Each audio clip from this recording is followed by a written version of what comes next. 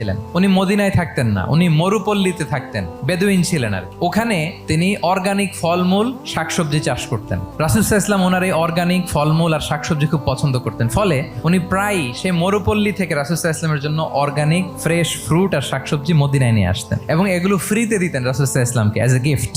আর কিছু শাকসবজি ফলমূল তিনি মদিনার বাজারে বিক্রি করতেন। তো একবার তিনি এসে রাসূল সাল্লাল্লাহু আলাইহি ওয়াসাল্লামকে অর্গানিক এই ফ্রুটগুলো দিয়ে বাকিগুলো মদিনার বাজারে বিক্রি করতেছেন।